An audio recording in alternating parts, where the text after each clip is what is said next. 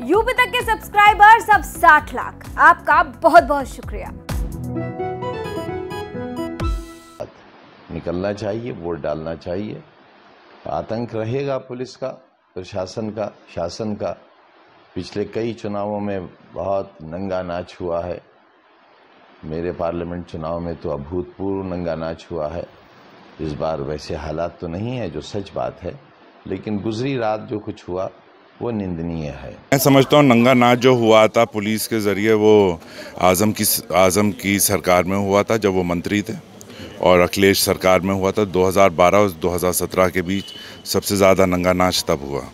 17 के बाद तो यहाँ सुकून का माहौल है। कौन सा नंगा नाच है नज़र आ रहा है? कुछ भी नहीं है भाई। दो अपराधी हैं, जो कह रहा है वो खुद अपराधी है, तो अपराधियों के ऊपर तो कानून लागू होना ही है। कानून सबके लिए बराबर है।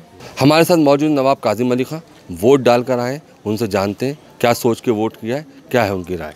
जी नवाब साहब, आप वोट डाला है आपने? हाँ, मैंने रामपुर के बेहतरी के लिए किया है। यहाँ जो एक तरह से रामपुर अनाथ था पहले, सांसद होते हुए भी कुछ नहीं हुआ। यहाँ सांसद अपने घर में बैठे हुए थे। तो मैं समझता हूँ कि अब बदलाव का भी टाइम आ गया है, और मुझे यकीन है जिसको मैंने वोट दिया है वो जीतेगा। नहीं, आपने समर्थन किया था भाजपा का, तो वोट आपने? अब सीक्रेट बैलेट को सीक्रेट रहने दो ना। तो मैं समझता हूँ कि जो रिज़ल्ट होंगे वो पॉजिटिव ही होंगे, और आज़म और उनके प्रत्याशी का तो विरोध मैं शुरू से कर रहा हूँ और करता रहूँगा। इसमें कोई नई बात नहीं है। अच्छा, आज़म खान का भी बयान आया है कि समाजवादी पार्टी के कार्यकर्ताओं को पुलिस उठा रही है, पुलिस जो है उनको जुल्म कर रही है, तो उस पर क्या करेंगे? मैं समझता हूँ नंगा नाच जो हुआ था पुलिस के ज़रिए वो आज़म की सरकार में हुआ था जब वो मंत्री थे, और अखिलेश सरकार में हुआ था 2012 और 2017 के बीच। सबसे ज़्यादा नंगा नाच तब हुआ। 17 के बाद तो यहाँ सुकून का माहौल है। आप देखिए, रामपुर के बाद हर जगह आंदोलन हो रहे हैं। हम शांतिपूर्वक सुकून से रह रहे हैं, यहाँ कोई प्रॉब्लम नहीं है। और कहने को तो इंसान कुछ भी कह ले, लेकिन मैं नहीं समझता हूँ जो इंतज़ाम प्रशासन ने किए हैं बहुत अच्छे इंतज़ाम हैं। हम लोग सुकून से हैं और सुकून से हमने वोट डाले। आप देखिए यहाँ का माहौल कैसा है। कौन सा नंगा नाच है नज़र आ रहा है? कुछ भी नहीं है भाई। दो अपराधी हैं, जो कह रहा है वो खुद अपराधी है, तो अपराधियों के ऊपर तो कानून लागू होना ही है। कानून सबके लिए बराबर है, चाहे कोई मंत्री हो या कोई आम आदमी हो। और जो गलत काम करेंगे, जो अपराधी हैं, जो बूथ कैप्चरिंग करते तो उनको उठाना बिल्कुल सही फैसला है। और अगर ऐसा हुआ है तो बहुत अच्छा हुआ है। मैं दाद देता हूँ पुलिस प्रशासन की। उन्होंने बहुत सही तरीके से ये चुनाव करा रहे हैं, इसमें कोई प्रॉब्लम नहीं है।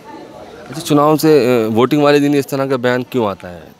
वो तो नाटकबाज है, नौटंकी तो करता ही है वो, और फ्रस्ट्रेटेड है, इनसिक्योर है। वो जानता है उसकी सरकार दोबारा कभी आएगी नहीं उत्तर प्रदेश में, और ना वो आएगा। और उसका जो मुस्तकबिल है, उसका फ्यूचर है, वो सलाखों के पीछे, उसका भी, उसकी बीवी का भी, उसके बेटे का भी, और जो साथ साथ उसमें और भी लोग हैं, उनका फ्यूचर जेल की सलाखों के पीछे।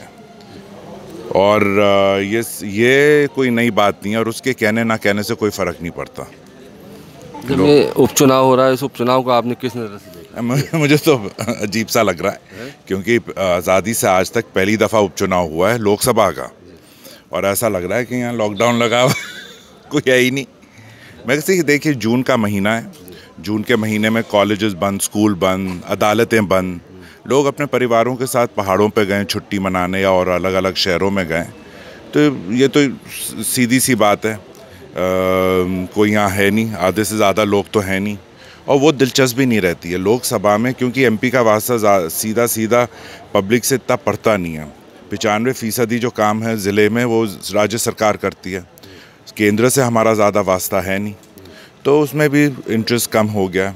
और बाई इलेक्शन है, 1.5 साल का इलेक्शन है, तो जाहिर सी बात है कि लोगों में इंटरेस्ट नहीं।